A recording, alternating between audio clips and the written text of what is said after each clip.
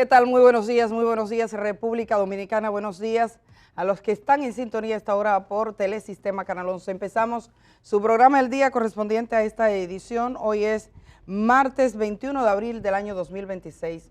Soy Edith Febles junto a Germán Marte aquí en estudio. Le damos los buenos días y ahí estábamos mirando, y lo puede dejar, señor director, las imágenes de Santiago de los Caballeros. Ahí está el monumento, porque desde allá saludamos a nuestra compañera Amelia de Chance. Amelia, muy buenos días. En imágenes estamos mirando la provincia de Santiago, pero tú estás allí. Muy buenos días a todos y todas. Es un placer saludarles desde el Gran Teatro del Cibao, donde durante esta semana se está realizando la Feria Regional del Libro y la Cultura Cibao 2026. Y durante la jornada de hoy estaré mostrándoles algunos de los detalles de lo que ocurrirá durante esta semana aquí. Pero además, en breve, Edith y Germán, también tendré la oportunidad de conversar con el alcalde de Santiago, Ulises Rodríguez, para conocer las principales incidencias de lo que pasa aquí en Santiago. Obviamente, damos seguimiento a la muerte de este chofer de un vehículo de recogida de basura que ofrecía servicios a la alcaldía de Santiago, la posición de la alcaldía, el acompañamiento. Queremos saber también los detalles de los principales problemas que hay en Santiago, así que exhortamos a toda la población que nos sigue diariamente a que utilice nuestra vía de comunicación al 829-345-1453 para que nos faciliten las inquietudes y las preguntas que quisieran que le transmitamos al alcalde Ulises Rodríguez, que estará un poquito más adelante con nosotros. Y al final del programa, más adelante, estaremos también conversando con el director de la Feria del Libro, Joan Ferrer, para conocer cuáles son las actividades que se están desarrollando desde aquí. Ahora, en este momento, en la parte frontal de este Gran Teatro del Cibao, en breve entraremos para que puedan observar los pabellones, mucho dinamismo durante la jornada de ayer, y atención a la gente de Santiago. Cada día está dedicado a una provincia diferente, y adivinen a qué provincia le toca hoy. Monseñor Noel. Y eso no estaba calculado. Que allá está Bonao. A mi casa. Bueno, Amelia. Así que es Monseñor Noel y La Vega. Bueno, quédate con nosotros, Amelia. Estamos saludando a la gente que está conectada a esta hora de la mañana. También saludamos a Germán Marte, lo integramos y de una vez conocemos los detalles de esta feria. Germán, ¿cómo estás? Buenos días. Muy buenos días, mi querida Edith Febles. Buenos días, Amelia. Está en la ciudad corazón, Santiago. Saludo a todos los lucianos de Santiago, a todos los Peralta de Santiago, a toda la gente de Santiago. De verdad que estás en la mejor ciudad del país, sí. Amelia. Bueno, no es chauvinismo, no es chauvinismo. Amelia se ha movido un poquito, pero sí, vamos a ver rápidamente, señor director, la programación de esta feria en la que se encuentra Amelia, Telesistema, Telenoticias y este programa han estado dando cobertura. Esta es la primera Feria Regional del Libro y la Cultura Cibao 2026. Ahí está la programación, hay una programación general, otra infantil. Todos, bueno, pues tienen exposiciones, documentales, espacios para la lectura. Hay diferentes galas, talleres, conferencias, una programación interesante para que durante estos días, bueno, pues ustedes un banquete. No, sobre todo porque es un espacio, la gente que quiere ir, que quiere estar, ya lo saben, y desde acá les estamos invitando también, diciéndole a la gente, ahí está Amelia, la gente de Santiago, recíbanla, y reciben también en este programa. Debemos agradecer siempre a toda la gente de Santiago y de toda la región del Cibao que acompañan este programa El Día. Es una tradición, así que muchísimas gracias por esa fidelidad. Saludamos también a la gente que hasta ahora está en Instagram. Estamos... Y a todo el equipo de Telenoticias que está desde ayer por allá. Por supuesto. Vamos a ver el acto inaugural. Anoche se inauguraba la feria, está este acto inaugural, señor director. Y también, digamos que tenemos otros aspectos como la promoción. Vamos a escuchar, creo que tiene... Amelia nos va a contar ahora, Amelia nos va a contar ahora un poco las incidencias. Estuvo anoche también, ahí están mirando ustedes. Y vamos con la promoción, señor director, de esta feria, por favor. En fin, que tenemos hoy esta conversación, sobre todo ha coincidido que vamos a hablar con el alcalde de Santiago, y tal como decía Amelia, allá en Santiago. Y nosotros aquí vamos a tener a un diputado también de Santiago. Vamos a hablar del proyecto de ley, y ya así que puede retornar conmigo, señor director, ahorita regresamos, del proyecto de ley, o no, es proyecto todavía, pero fue aprobado rápido por la Cámara de Diputados para pagar a contratistas que hicieron que obras. Hay gente que la hizo, pero hay muchos que están en demasía, que han construido una ciudad entera sin tener contrato. El Poder Ejecutivo había devuelto ese proyecto, dijo que no tenía garantías de transparencia y escribió muchos motivos, pero ahora la Cámara de Diputados reintrodujo el proyecto y lo aprobaron. Entonces, surgieron cuestionamientos en la misma sala. Hoy vamos a estar conversando sobre este tema, así que les invitamos a que estén ahí. Nos acompañará el diputado José David Báez, del Partido de la Liberación Dominicana, No, de Fuerza del Pueblo. De la Fuerza del Pueblo, Santiago. Cambiaste de partido. Sí, no, la misma familia, pero no, es la Fuerza del Pueblo. Vale, José David Báez, que tuvo una participación bastante enérgica, en ese sentido que advertía de que esto sería una especie de firma de cheque en blanco. Ojo, un cheque en blanco. No es que no se le pague a quienes se debe, todo lo contrario. Hace tiempo que el Estado debió pagar, a la paga, deben pagarle a los ingenieros, han quebrado a muchísimos de ellos, ¿verdad? Y no es justo lo que se está haciendo con toda esa gente. 30 años sin pagarle, qué sé yo, que construyó una escuelita. Yo conocí una que estaba una vez desesperada. Yo conocí una que se fue para Nueva York, señores. Un ingeniero, después que construyó su escuela, dando viajes para el interior, en una camioneta que tenía, viajes y viajes, hasta que terminó su escuela. Y cuando terminó, nananina, ella había cogido prestado porque eso estaba seguro que le iban a pagar. En su partido, además. ¿Saben qué? Tuvo que irse a Nueva York a buscar, qué sé yo, a reponerse un poco y un poco aliviarse del asedio de los prestamistas, porque tuvo que buscar dinero donde sea para cumplir ella de manera responsable. Y no es justo entonces que el Estado le estafe, porque es una estafa a fin de cuentas, o sea, le engañe, le niegue. Y así hay gente que tiene 30 años, desde 1996, y es justo entonces que se le pague. Sí, esa es una cosa. La otra cosa muy distinta, con eso vamos a hablar, y por eso hemos invitado a este diputado, otra cosa muy distinta es que se cuelen mansos y cimarrones, Edith, y entonces, bueno, páguele a todo el mundo. Vean, ¿y dónde está tu contrato? ¿Y dónde está la prueba de que tú hiciste ese puente? ¿Dónde está la prueba que hiciste esos contenes o esa que hiciste, que asfaltaste esa calle? ¿Dónde está?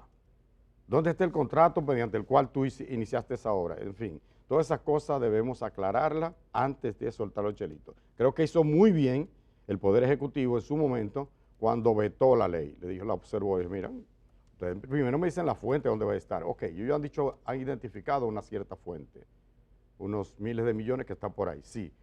Pero ahora dime los contratos, eso no puede ser a la brigandina.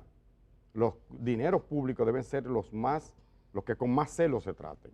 Y entonces ahí como que no hubo ese celo, porque es dinero de nadie, ¿no? Bueno, entenderán pues, ellos. Hoy veremos un poco, tendremos todos estos detalles. Además, vamos a tener algunas otras situaciones que se producían, sobre todo en el ámbito judicial. Han fijado para el día 22 de abril la audiencia contra 7 motoristas que están acusados de dar muerte a un chofer que además se ve su trabajo en Santiago. El Juzgado de Atención Permanente de Santiago ha dispuesto esto. Pues vamos a escuchar lo que dicen algunos parientes. También hay muchos datos sobre lo que ocurría con este caso que ha lastimado a todo el mundo, todo el que tiene conciencia. Está lastimado. Mañana 22 será la audiencia. Escuchemos lo que comentaban. Y esto también ha ocurrido en Santiago, donde está Amelia. De que la Fiscalía aún no ha notificado el escrito de medida de coerción con todos los anexos, es decir, con todas las pruebas, a los fines de nosotros hacer una evaluación exhaustiva de la misma para saber si procede y si existen elementos de prueba vinculantes o que en el futuro puedan vincularse. Esto en contra de esa humilde víctima lo hacen, si ustedes se dan cuenta en el eslogan, es que si agrede a uno, lo agreden a todos. Evidentemente el Ministerio Público tiene razón cuando dice que son una asociación de malhechores, porque así actuaron. Ahora bien, ¿por qué dejar fuera a personas que están claros en los videos? Y que no soy yo que tengo que dar esa información, es el Ministerio Público. A mí, la verdad que eso, no, ya porque la verdad que esos esa cuadrilla, no son motoristas sino delincuentes. Hay quienes dicen que a veces la gente cuando se agrupa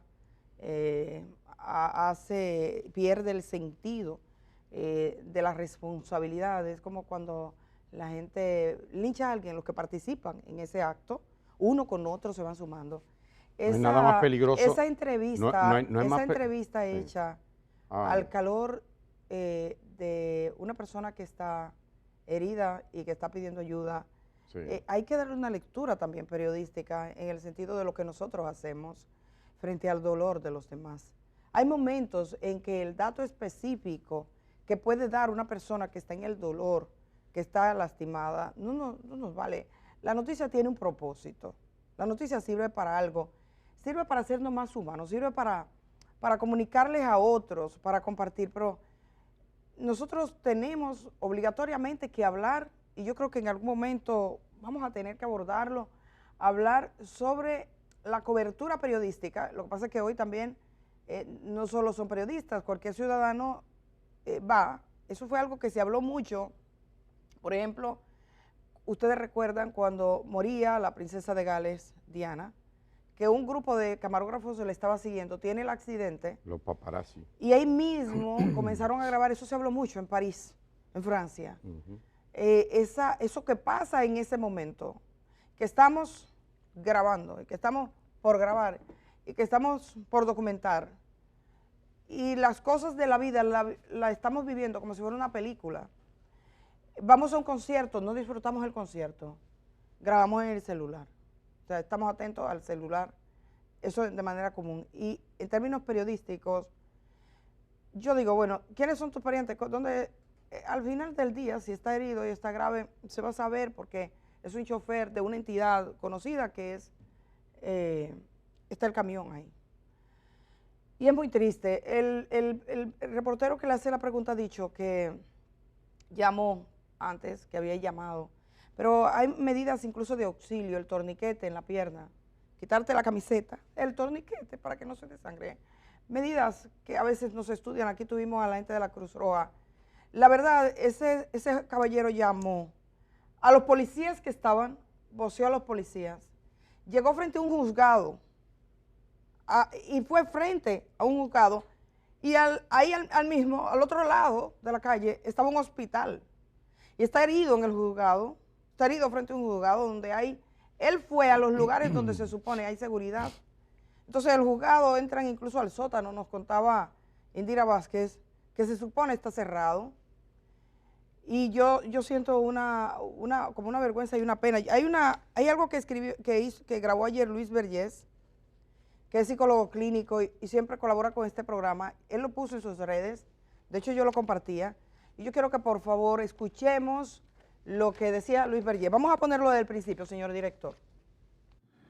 Lo sucedido en la ciudad de Santiago de los Caballeros, donde una persona, un dominicano, igual que cualquiera de nosotros, importante y valioso como todos nosotros, perdió la vida prácticamente asesinado por el comportamiento desbordado e irracional de una turba que lo persiguió, es un hecho vergonzoso para nosotros como sociedad.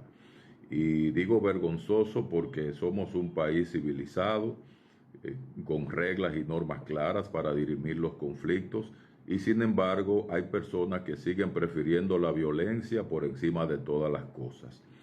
Además, hay que ver que dentro de las cosas que deben estar como prioridad, lamentablemente se están yendo para el fondo de la indiferencia, como es el caso de la protección a la vida, en un hecho donde incluso esa vida pudo haber sido salvada con medidas de emergencia, pues hubo gente que se dedicó a hacer otra cosa, que no tenían que ver nada con intentar salvar esa vida. Es importante entender que cuando el comportamiento humano se comete de forma colectiva, como fue el caso que se forma una turba de personas para perseguir a alguien, ya la responsabilidad personal se diluye. Ese fenómeno es conocido en psicología como la responsabilidad diluida. Y cuando la gente siente que no es responsable desde el punto de vista individual, se da ciertos permisos para hacer cosas que no se permitirían si se sintiera responsable. Este es el momento para enviar un mensaje a la ciudadanía para cuando se presenten situaciones como esa, pueda surgir aunque sea una voz dentro de esos colectivos para que en vez de asusar e incentivar e instigar a que la persona haga cosas como las que se hicieron, sea la razón lo que impere, sea el autodominio y la gestión de las emociones de una forma más regulada y que hechos como estos tan vergonzosos no se vuelvan a repetir. Efectivamente, dice él cómo se diluye esa idea de que no somos responsables individualmente. Gente que ahí hay algunos jóvenes que ahora, ¿cómo le explican a su familia que participaron en un asesinato? Que ellos fueron. Que ellos mismos hoy probablemente estén sentados, apresados, y se digan, es que entraron, pierden, se dejan llevar. Es como una riada, entran ahí a ese mundo. La verdad que es muy triste eso. Como Amelia está en Santiago, ella va a entrar más tarde. Este es parte del contenido que vamos a tener hoy. Además, le recordamos a la gente que se está integrando ahora, que es por la feria Cibao, en la que está participando Amelia, que es una feria a la cultura. Está Telesistema, Canal 11 y este programa transmite en parte algunos de esos acontecimientos. Yo creo, Edith, sobre ese tema. Que es altamente peligroso actuar en grupo. Antes nosotros, cuando llegamos del Cibao, decíamos los cibaeñitos, ¿eh? Es que ellos pelean como pavos. Y era hasta deshonroso, o sea, era casi un insulto. Ustedes pelean como los pavos, le decía uno a algunos vecinitos cuando te caía arriba más de uno. O sea, tú estás peleando a la trompada. Los pavos pelean así. Entonces venían en masa. Y hay una cosa, pero ¿qué para nosotros o para mucha gente, qué significa eso? Que usted es un cobarde. El que actúa en grupo, y es peligroso un cobarde. Un cobarde en grupo es peligroso, porque es capaz de ese tipo de atrocidades. Yo estoy seguro que individualmente, a lo mejor ni el mismo atacante, probablemente ni el mismo atacante, ni el que apuñaló a ese infeliz, a ese obrero, no lo hubiera hecho. Más fácil lo hacen colectivamente, y a eso yo creo que debería enfocarse las autoridades, educarnos todos los medios de comunicación, el peligro que conlleva usted dejarse llevar por la ola. Pasa en las redes sociales, pasa en la educación, pasa en todo. Farideh Raful, que es la ministra de Interior y Policía y que creo que tiene un reto muy, muy grande en ese sentido, de quizás desarrollar, así como lo ha hecho con el tema del ruido, ¿verdad? Que aquí hay gente que compra, que invierte, no que compra, que invierte una fortuna en tener un equipo de música para fastidiar al barrio completo. Y ella ahí ha tratado de poner, igual debería hacer, desarrollar una campaña en este sentido con los motoristas, en los medios de comunicación, con las escuelas, del peligro que conlleva eso de actuar en manada. Vamos a ver, señor director, si tenemos el corte de Farideh Raful que habla sobre este tema. Adelante. Cuando una persona graba a una persona desangrándose sin darle auxilio, tenemos que analizarlo como sociedad. Cuando una turba de personas le caen arriba a otra, porque ha pasado un evento o porque ha habido un roce, dispuestos a matar y eliminar física, tenemos que saber qué tipo de valores estamos fomentando en esta ciudad, en esta sociedad. La investigación que se ha hecho, no tenemos constancia de que ese ciudadano fue a un destacamento. De hecho, los videos están ahí y no hay constancia de que estuvo pidiendo ayuda en un destacamento. Pasó por una vía donde había puesto, pero no se detuvo y no pudo haberse detenido. Nosotros solicitamos una junta mixta donde haya miembros de las Fuerzas Armadas y la Policía Nacional para esclarecer el hecho que ocurrió. En este proceso ya nosotros nos encontramos en la etapa final para darle respuesta a ustedes, la opinión pública. Lo vamos a tener. Creo que más tarde. Creo que ahí está correcto Farideh, que se está refiriendo también a que pasó frente a un destacamento. La verdad que es algo muy, muy doloroso y muy triste. Esa familia no tenía que estar viviendo lo que vivió y además de esto, la grabación, tú tenías algo, Germán. Yo quiero que nuestro señor director, por favor, nos comparta, a nuestro televidente, una caricatura que con la genialidad que tiene Cristian Hernández, el caricaturista del periódico El Día, resume un fenómeno que está pasando, no solo aquí, pasa en el mundo entero, pero aquí, con el analfabetismo de alguna manera que hay, a nivel de, digamos, de educación, lo que tiene que ver con el uso de la tecnología. Ciertamente nos estamos alfabetizando todos, pero miren esto, ayuda, ayuda, grita un niño, una persona que se está ahogando, y hay 3, 6, 9 personas grabando. Grabando todos. Mándale un saludo, haciendo, oye, y el infeliz, la víctima, lo que está pidiendo ayuda. Y entonces la gente está más empeñado en hacerle un selfie. Mire, tú lo ves haciéndose un selfie a veces, y el otro ahí cayéndose, en vez de ir a ayudar. Tú dices, pero Dios, ¿qué está pasando? Y eso es lo que dice Luis Berger, nos estamos de alguna manera deshumanizando, porque tú estás más atento a que si te dieron un like, cuántos seguidores tengo, que mira, le dieron tantas reproducciones, muchachos, yo lo mandé a todos mis contactos, y lo dicen con orgullo, porque una cosa es que usted mande algo educativo, hasta gracioso puede ser, por sus redes, por su WhatsApp, lo que sea. Sí, a la familia, nosotros compartimos muchísimos chistecitos y cositas, bien, y a veces cosas interesantes, bien. Mira, pero una desgracia, que usted está viendo uno que se está fuñendo, como este caso, él dio una explicación. Este caso revela, y ya con nosotros, revela la parte quizás más desgarradora de este hecho, la grabación, que es una verdadera tragedia. En un parqueo de un palacio de justicia, haber un crimen, sin que nadie intervenga. También hay un crimen adicional a esto. Está el crimen de la indiferencia. El crimen de a mí no me importa. Cuando una persona está pidiendo ayuda y dice, me quieren matar, y aparece mucha gente que graba eso, pero nadie ayuda, la gente está convirtiendo la realidad en contenido. Aquí habla mucho del contenido. Yo recuerdo hace ya casi un año que fue arrestado un joven porque había grabado, creo que fue en Mao, una zona por ahí, había grabado, salió un video de que estaba amenazando a una señora, la señora estaba arreglando unas flores y el joven con un machete que supuestamente la iba a matar.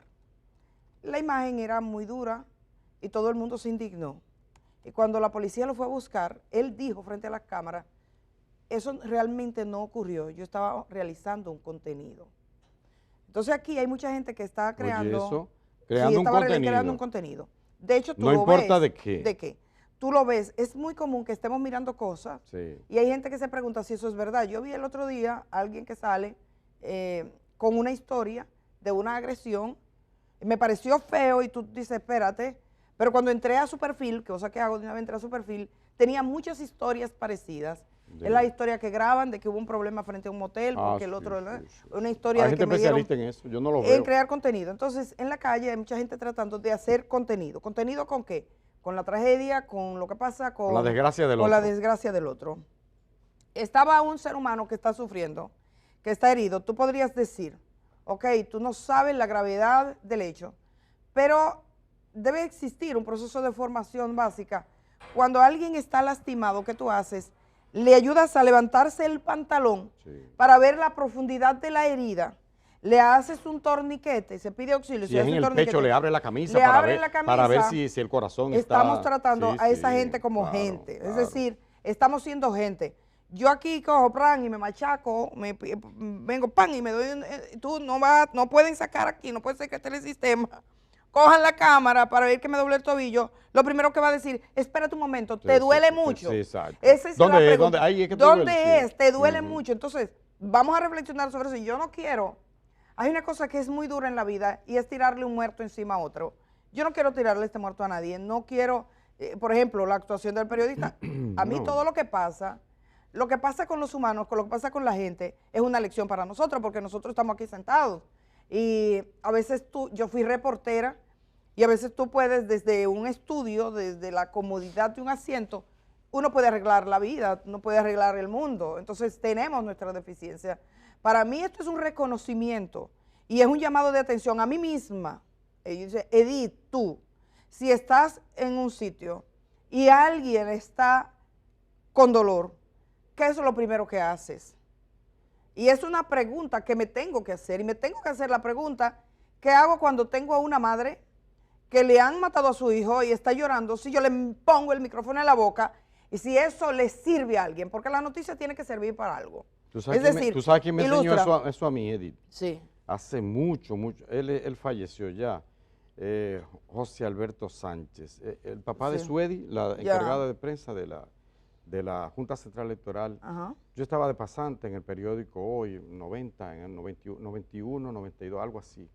Y Marrero me mandó con él y habían baleado, estaba ahí entre la vida y la muerte, una persona en el Mirador del Sur, en unos residenciales.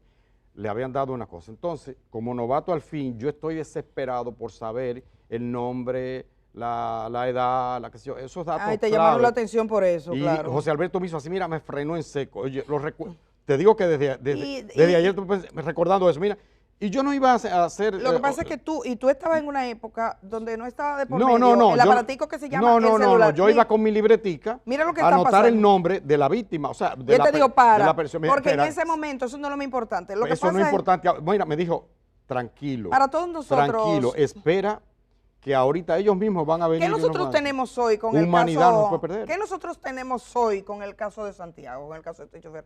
Nosotros tenemos un crimen completamente documentado. Desde que inicia hasta que termina. Tenemos el inicio, tenemos la carrera, tenemos el pedido de auxilio, tenemos al tipo herido pidiendo que lo lleven al médico, tenemos su muerte, tenemos todo documentado. Entonces, todo eso para todo el que participa pasa a ser una escena como si fuera una película. Y el celular lo que hace es que te desconecta de la empatía. La gente que tiene un celular en la mano cree que efectivamente está haciendo un trabajo. ¿Cuál es su trabajo? Documentar. Pero entre estamos haciendo eso, la realidad es que estamos cometiendo algo que se llama omisión de socorro. No estamos auxiliando, creemos que estamos cumpliendo una función, la función de documentar, estamos documentando. Pero primero va el ser humano, exacto, primero va la solidaridad, el auxilio. Lo que estamos haciendo es que todo el mundo, pero eso está pasando no solo con una tragedia, pasa hasta en las misas. Los curas tienen que decirle a la gente, apaguen el celular, porque cuando están en el momento de la Eucaristía, puede que suene un celular y tuve una viejita que, espérate que estoy en la misa. No tienen tiempo, no tenemos tiempo ni de rezar. El Papa Francisco habló de eso y dijo, señores, cuando ustedes vayan a la mesa, dejen el celular a un lado, a las familias. No tenemos tiempo porque vivimos en un mundo documentando todo.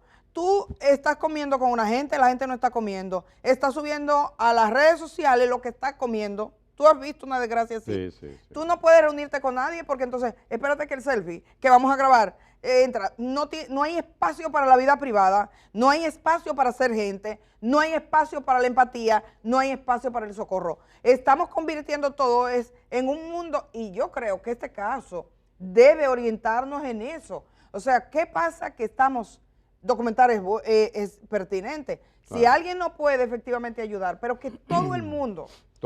Todo el mundo se dedique y nadie se dedique a auxiliar. En el momento del auxilio, abandonamos el celular, nos dedicamos al auxilio. Sí. Vamos a auxiliar. Mira, entonces, esto es como faltar a la ayuda. O sea, lo más grave, o sea, no es un grupo que en el momento tuvo un roce, porque aquí hay una cosa clave. Esta gente se constituyó en turba, tuvo un roce donde no habían heridos, donde no había consecuencias graves. Y se va enteramente contra la ley, sino que fueron de forma colectiva y juntas en un proceso que fue subiendo en el centro de Santiago. Eso es increíble. Y en un lugar donde se supone hay seguridad. Nos falta humanidad. Así es, mira. Alguien dijo, yo vi a la hermana que dijo, él pedía auxilio. Sí, hombre. Y prefirieron grabar. Prefirieron grabar y él pidiendo que lo iban a matar. Mira. Gracias a gente como Benny Rodríguez, periodista desde Barahona, nos apunta lo siguiente. Con la relación a la muerte del chofer a manos de una turba de motoconchistas en la ciudad de Santiago, no es solo un acto de violencia, ojo, no es solo un acto de violencia, sino el síntoma del deterioro social que advertía Mario Vargas Llosa en La civilización del espectáculo. Cita, cuando la sociedad pierde referente, la razón cede ante la barbarie. La razón cede ante la barbarie. Hoy no solo lamentamos una vida perdida, sino el avance de una cultura donde la violencia sustituye al diálogo y a la justicia. También Cándido Merced nos apunta, reitera, que es cuando la gente actúa en turba, entra en lo que llama la anonimia. O sea, como es anónimo, nadie es responsable, se diluye la responsabilidad. Yo- Pero no, usted va a cargar con eso mientras vida tenga. Usted va a ser parte de un grupo que le quitó la vida a un infeliz, a un trabajador. Vamos Por a- nada, por nada. Mañana no. se conoce la medida de Sí, coerción. ahora va a Lamentamos esto, que es todo lo que tiene que ver con ética, con ejercicio, con la cámara, con el espectáculo, con la grabación, con vivir, con ser gente. Y uno no puede decirlo desde la suficiencia, desde pensar que somos inmunes a eso. A veces no lo pensamos. Ujú. Lo importante es conversarlo para evitar que siga pasando, porque es demasiado triste, demasiado duro. Quiero ir al caso del Jet Set. Como saben, ayer hubo una audiencia, el juzgado que lleva la audiencia preliminar en el caso de Jet Set. Una tragedia que básicamente lo que se analiza es, ¿se pudo evitar la tragedia del Jet Set? Los datos que van saliendo dicen que sí. Y está el proceso judicial. En esta etapa del proceso, el juez tiene que determinar si existen pruebas, si esas pruebas fueron obtenidas de manera lícita, la licitud de esas pruebas, definir quiénes son querellantes. Por ejemplo, fíjense que ayer un grupo de personas se retiró. El juez limpia. Esto empezó con una serie de querellantes que se están alejando, que se están marchando, que se están yendo. El juez está limpiando. Eso es lo que hace el juez. Ese es el juez limpiador. 9 ayer, 9. Ese es el juez limpiador. Ayer varias familias retiraron la querella. No tenemos que juzgarlos. Al final del día, cada quien actuará conforme al dolor que siente y a la manera que le lleva. Este caso, mientras haya una sola voz, una sola familia, hay familias representando. Y está el Ministerio Público que lleva el caso. Este es un caso muy público. Entonces, ya quedaban poco más de 60 familias por el tema penal. Y fueron negociando. Yo hablé con un abogado que representaba 14 familias, 13 llegaron a acuerdos. Obtuvieron, según lo que tengo entendido, poco más de 5 millones por familia como una reparación civil. A veces la gente no quiere vivir el tránsito judicial y dice, bueno, la reparación civil para hacerlo inmediato. Una de las cosas que a mí me ha preocupado de este caso es que al ser procesos que se han realizado de manera individual, hay gente que recibió hasta 200,000 pesos. Yo tengo los miembros de la orquesta, por ejemplo, que fueron los primeros en firmar un acuerdo con la familia Espaillat. Algunos se recibieron hasta 200,000 pesos. Eso no le da ni para ir al psicólogo por varias sesiones. Entonces, yo he dicho y vuelvo a reiterar que sería bueno, yo creo que casi no hay tiempo para eso, pero hubiese sido bueno para el Estado que se conformara un equipo de abogados desde el Estado, por ejemplo, desde la Defensoría Pública asistiendo a las víctimas, porque una víctima es una persona que recibió el golpe, que perdió a alguien, que tiene una herida, que está lastimado, tiene muchísimas urgencias y quizás no tenga el discernimiento para el tipo de acuerdo que haga. Y también no tiene confianza en la justicia, hay gente que no tiene esa confianza. Quiero decir sobre el caso de Yetse, vi al juez empeñado en explicarle que en esta fase el tribunal no interroga testigos, porque insistieron mucho en que entrevistaran a Gregory Adames, que es el testigo estrella, digamos, porque tenía una función dentro del Yetse, es el que ha aportado más pruebas, conversaciones con testimonios con Antonio Espaillat, que le avisaba de que estaba dañado esto, de que había agua cayendo, de que se le mostraba el techo. Eso será crucial. Pero este es un caso, decía el juez, la naturaleza del proceso no es en este momento hacer interrogatorio en esta testigo. fase no va. Va a escucharlo como víctima, pero no como testigo. Y yo he visto este es el tiempo de la indignación. Se indigna la gente aunque no se tenga razón. O sea, es como, ok, esto hay que acabarlo y tenemos que terminar hoy. Eso es un tipo de linchamiento diferente. No, esto es un proceso y la justicia va a llevar el proceso. Y ese juez ha dicho varias veces, yo quiero que esto termine rápido, pónganse de acuerdo, no vamos a escuchar a todas las víctimas porque la naturaleza de los hechos es la misma, con escuchar a 3 o 4 para el tribunal es suficiente. Ha dicho, no vamos a estar aquí hasta diciembre. Ha dicho, vamos a poner un programa de audiencia. Y el juez está llevando la cosa por el librito. Lo que pasa es que el juez no se puede constituir en un turbero y decir, vengan todos, vámonos al Parque Independencia, vamos a acabar esto aquí mismo. Como dijo un candidato a la presidencia que nosotros entrevistamos, que era candidato a la presidencia porque hay derecho a aspirar. Yo me siento, siento a todos los expresidentes, a todos los funcionarios en una silla y lo condeno para que lo pongan en el tetero del sol. Y ya. Y ya le digo, pero no hay fiscales ni hay jueces. El debido ¿es usted? proceso. ¿Qué? Yo, él es el debido proceso. Entonces las cosas no Trujillo. funcionan de ese modo, no funcionan porque tú no le das esa licencia a nadie. Entonces, Edith, pero ayer pasó algo interesante sabes, a la par con eso, de que hubo gente, y es comprensible en cierto modo, y hay que respetar eso, ¿no? De gente que su abogado le aconseja, mira, vamos a llegar a un acuerdo, eso lo está haciendo la familia Espaillat, con muchos, de manera, acuerdos, digamos que bilaterales, o sea, así con cada uno, sí. Pero ayer hubo algo que a mí me llamó la atención, porque lo destacaba Marisol Aquino, una periodista que cubre el área de justicia de Diario Libre. Un punto muy interesante. Dice, la familia de esposa de Eduardo Grullón, anótense el apellido, presenta querella separada a la del Ministerio Público. muchas familias lo han hecho. Muy importante. No, pero yo estoy señalando sí. los apellidos, Sí. las cosas, para que la gente sepa. Abogados de la familia de Johanna Rodríguez, quien murió junto a su esposo y presidente de la AFP Popular, Eduardo Grullón, en la discoteca Jet Set, presentaron una querella particular contra los propietarios del colapsado negocio de entretenimiento en abril de 2025 y que causó, como ya saben, 236 víctimas.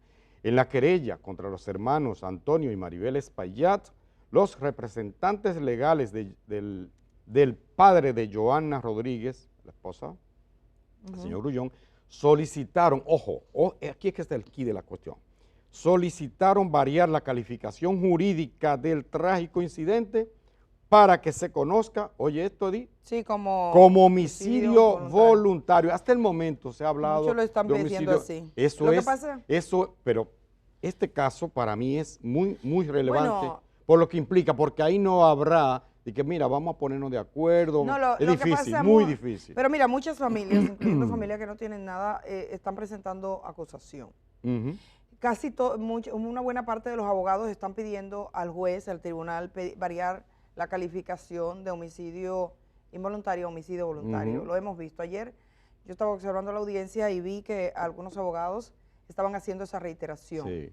Las partes en un proceso tienen derecho, las víctimas, a presentar una acusación y a pedir algo más que lo que el Ministerio Público está pidiendo. Es decir, tú como parte afectada, representante de una parte, fuiste lastimado, murió alguien, puedes considerar de manera legítima que los postulados del Ministerio Público no son suficientes y puedes ir ante el juez y el juez tendrá que hacer esa valoración. De ahí la importancia de este juez. Este juez le toca determinar cuál es el tipo de calificación con la cual pasará este caso a una segunda fase. Hay muchas dudas respecto a que este caso pueda terminar siendo homicidio voluntario.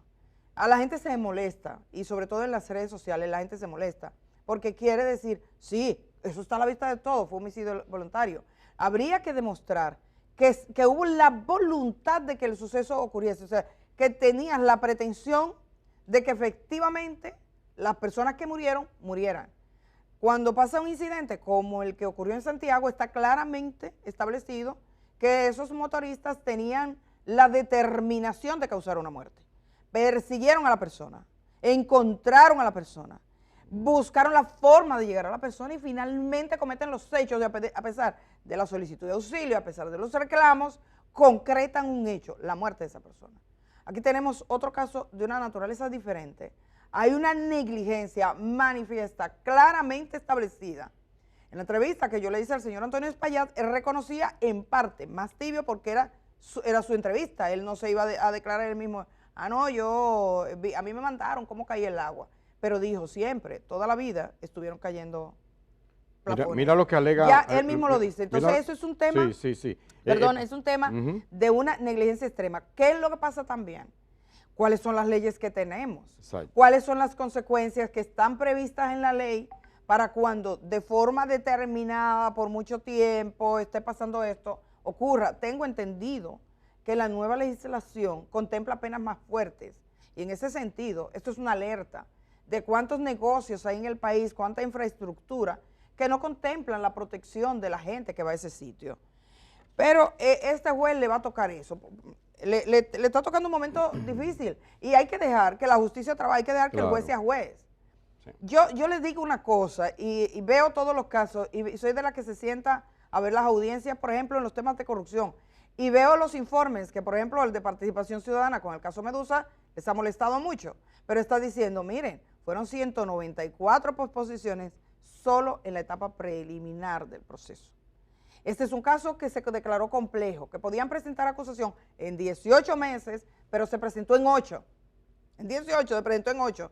Y el juez ha dicho, aquí no vamos a estar hasta diciembre. ¿Tú dices el del Yeset? El del Yeset. Sí. Entonces no podemos decirle al juez, mire, usted tiene que violar la regla de la norma. Ahora, si alguien dice, además, el juez tiene una característica que también podemos valorar, él decía ayer, él dio un discurso, yo lo vi hoy, esta madrugada, por eso no lo tengo ahora, pero él dio un discurso, él dijo, la tradición de este tribunal es tal. O sea, ese juez no está actuando diferente a como actúa en otros casos. Él cree en una medida, él ha dicho varias veces, la naturaleza del proceso preliminar de una audiencia preliminar es esta. Y yo hubiese querido, y creo que mucha gente, si se entendiera, se comprendiera, haber tenido jueces así en los casos de corrupción. Claro que sí. Porque en los casos de corrupción, los jueces dejaron que se convirtieron como bailando una samba.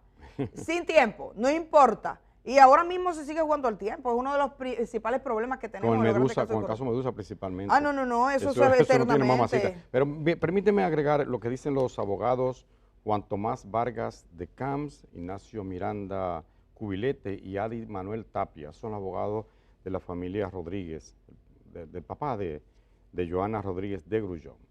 Ellos alegan, con pleno conocimiento del riesgo, los acusados ordenaron intervenciones estructurales, aquella columna famosa, ¿se acuerdan? Intervenciones estructurales a la discoteca sin los estudios técnicos, la supervisión ni el personal adecuado, lo que a su entender causó su desplome provocando la tragedia. Vargas de Camps, uno de los abogados, sostuvo que al mantener abierta la discoteca, celebrando actividades multitudinarias, a pesar del deterioro progresivo del techo y desoyendo la advertencia de clientes y sobre todo de empleados, compromete, ojo, la responsabilidad penal de los dos acusados para que se les enjuicie con la calificación jurídica establecida en los artículos 195 y 304, se me ha rodado aquí, y 304 del Código Penal sobre homicidio voluntario. Bueno, eso es lo que deberá juzgar el juez. Muchos de los abogados, o varios de los abogados que hemos entrevistado aquí, hablan ellos entienden que se trató de un homicidio involuntario. Probablemente sea por lo que se vaya a juzgar a los señores de Payat. Vamos a hacer algo en este momento, señor director. A ver, con la anuencia suya. Tenemos a Amelia, que está en Santiago. Vamos a conectar con ella ahorita, casi ya. Vamos a tener una entrevista con un diputado de Santiago. Hoy somos todos Santiago, somos todo corazón. Yo tengo 2 tíos en Santiago. Pido disculpas porque la transmisión no está habilitada, por eso estoy aquí en Instagram, y agradezco a la gente que me está hablando y me está preguntando. Mira, hay un señor, Fernando Herrera, dice que le gustaría ser parte de este programa. Que venga. Mira, a Germán. Que venga. Entonces, vamos. Mi silla yo la presto al que venga aquí. No, pero no sienta que él quiere la tuya, él quiere una silla. No, pero yo se la presto, en caso que no haya otra. Hombre, quizás tú pienses que sí, mira, que yo soy así, Edith, yo soy un corazón tendido al sol. Que no es por mí ni por nadie, yo digo. Porque vamos a dejarle con una nota, Germán. Pues con una nota del caso Yeset, ayer los abogados pedían protección para Gregory Adames, que estuvo hablando él mismo, yo creo pero también hablan los abogados de la familia Espaillat. El proceso continúa, a fin de cuentas, este juez le tocará decidir y no hay dudas de que al final será esa la decisión, juicio de fondo. En el juicio de fondo, que será amplio, pues entonces ahí conoceremos todos los testimonios, todos los debates y todas las cosas. Al final favorecerá porque irá más rápido el proceso. Vamos a dejarle con esta nota, señor director, y estaremos regresando enseguida. Gracias a ustedes por estar esta mañana acá, en el programa El Día. Nos fuimos con esto y regresamos. Mucho contenido hoy. Gregory Adames, señalado como testigo clave del Ministerio Público, reafirmó este lunes su compromiso de comparecer ante el tribunal las veces que sean necesarias, sin importar las consecuencias que pueda traer declarar contra Antonio y Maribel Espaillat, sus antiguos patronos. y todo el mundo sabe que si algo me pasa, la única persona donde yo estoy siendo testigo es aquí. Y lo que está pasando indica que debemos hacer lo correcto, no importa lo que pase. Durante la audiencia, varios abogados solicitaron al tribunal que Adames fuera incorporado como testigo, lo que generó posiciones encontradas entre representantes de las víctimas y de los imputados. Otros también pidieron medidas de protección para el joven.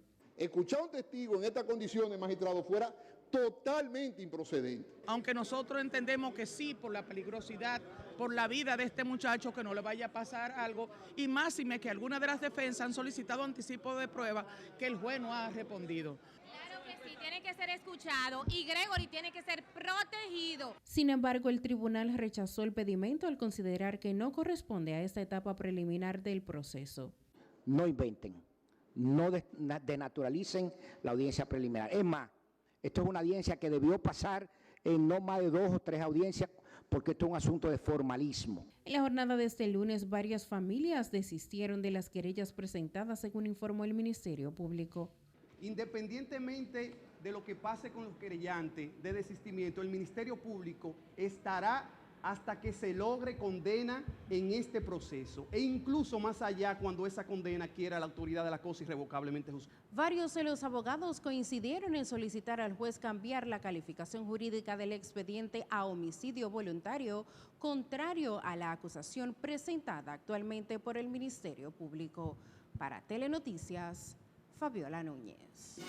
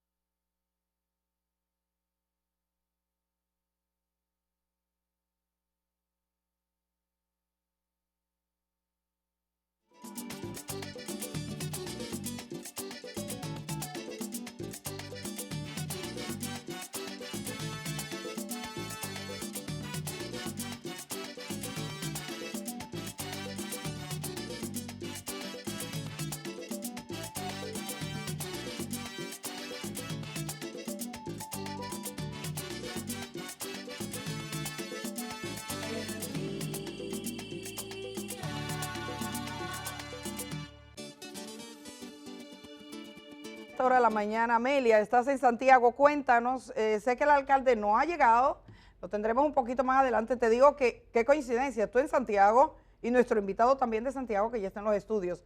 Pero así rápidamente, Amelia, llegaste en la tarde de ayer. ¿Qué has visto hasta ahora? Bueno, ya lista para en breve hacer la entrevista con el alcalde Ulises Rodríguez, alcalde de Santiago, y como pueden observar a mis espaldas, ya están los pabellones de esta Feria Regional del Libro y la Cultura Cibao 2026, donde me encuentro desde ayer. Tuve la oportunidad de hacer un recorrido, ver las exposiciones y como les comentaba al inicio del programa, Edith y Germán, durante cada jornada está dedicada a una provincia diferente y hoy está dedicada precisamente a la provincia de Monseñor Noel, la mía, y también a La Vega. Pero para Germán quisiera adelantarles que justo en la jornada de ayer, al final de alrededor de las 7 de la noche, se realizó un concierto.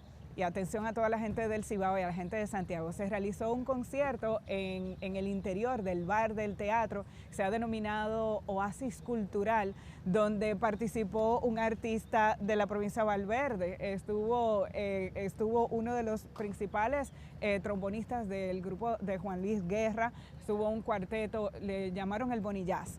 Y estaba también un grupo nuevo, que bueno, no es nuevo, es un grupo que yo no conocía, con Quemao.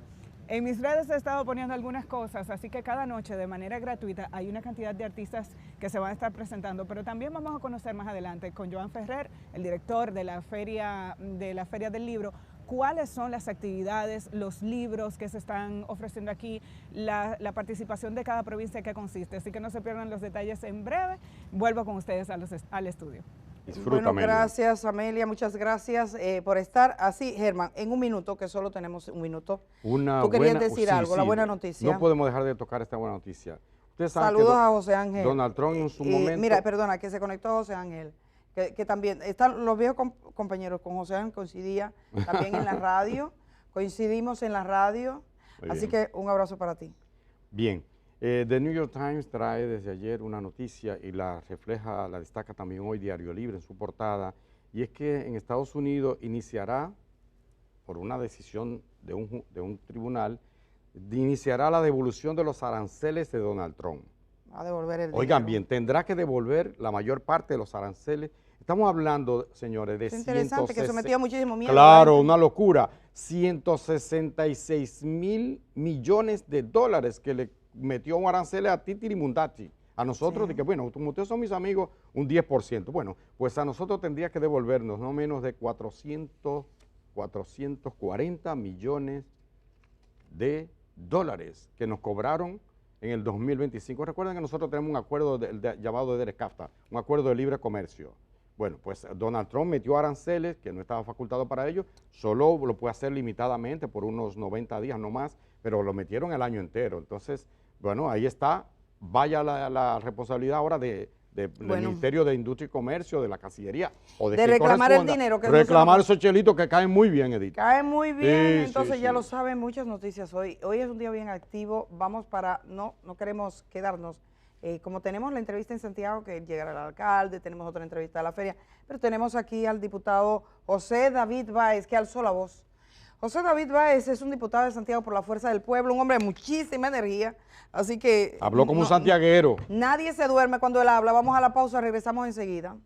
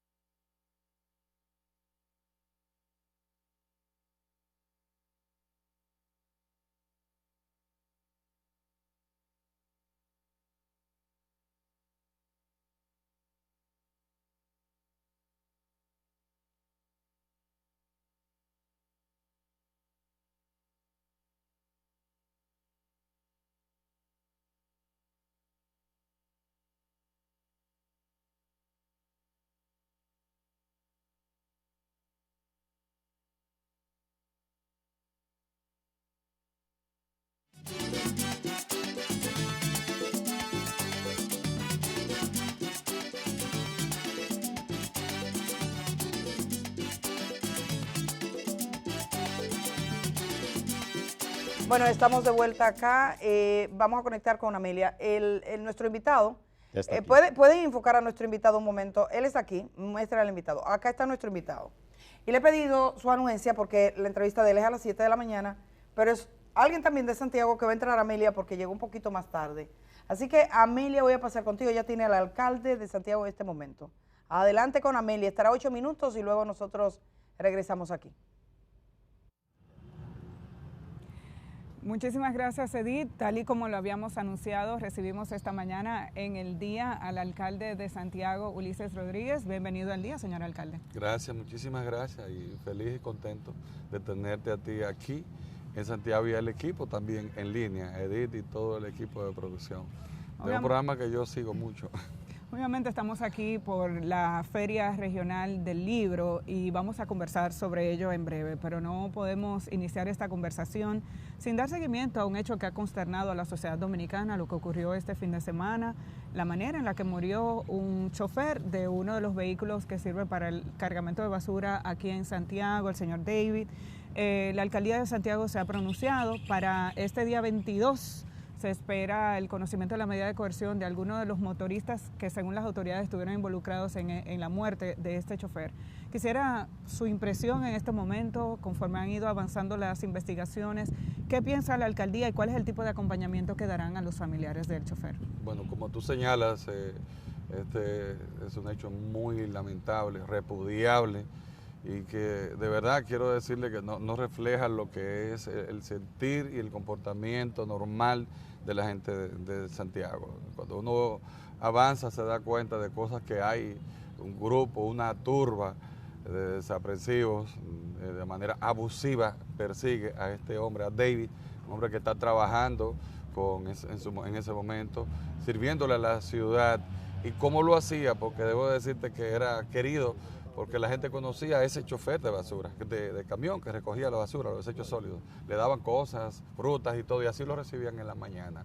Pero pasó esto, lamentablemente, y nosotros pues estamos dándole todo el apoyo requerido a la familia y esperamos que se haga justicia. Nos da también, bueno, satisfacción escuchar la voz de la Procuradora General de la República, de Jenny Berenice Reynoso, y todo lo que es la parte de la justicia, en este caso el Ministerio Público, que están firmes en que se castigue este hecho abominable. Cuando nosotros usted habla de apoyo, recibimos ayer a su hermana y parte de los familiares, y de verdad que es algo muy lamentable lo ocurrido. Cuando usted habla de apoyo, ¿en qué consiste el acompañamiento que la alcaldía de manera formal y precisa va a darle a la familia? Ayer le explicaba eso, en lo inmediato es con los abogados en la parte judicial y cualquier ayuda económica que necesiten, repito, en lo inmediato, porque ahora viene el proceso de la familia. Ayer me di cuenta hablando con ellos y veo que este tema se va a tratar porque apenas se va a iniciar ahora el proceso judicial, se va a conocer las audiencias, entonces se va a estar hablando mucho de esto. Y él tiene hijos y tiene madre. Entonces él representaba el sustento de esa familia y morir sirviéndole a la ciudad de esa manera, en manos de ese grupo, de esa banda, esa turba de abusadores, nosotros no podemos dejar a esta familia sola, desamparada. Entonces van a necesitar también apoyo psicológico, o sea, no solo económico, y más de una persona. Así es que ayer mismo yo hice una llamada para una de sus hijas que vive en La Vega, llamé a la zona franca de La Vega, por ejemplo, y hablé con la encargada del parque y voy a hablar con los empresarios para que le gestionen un empleo a esa hija, que también tiene una hija que es madre soltera, entonces, y su madre que dependía de él, y los demás hijos que tiene, que tengo entendido que son 4. Hay dos hechos vinculados al caso que llamaron mucho la atención. Uno, el tema de la seguridad del Palacio de Justicia de Santiago. Ha sorprendido a toda la población que un solo agente de seguridad sale en medio de la situación. ¿Qué papel y qué rol puede jugar la alcaldía en este sentido? Y en segundo lugar, el tema de los motoristas. A raíz de este suceso comienzan a salir en redes sociales otros incidentes. Reconocemos la cantidad de motoristas que tenemos, que son personas de trabajo que diariamente se ganan el sustento ofreciendo un servicio de transporte. pero viene el tema de la regulación. A partir de este hecho, ¿se están contemplando algunas acciones en ambos sentidos? Sí, sí, claro que sí.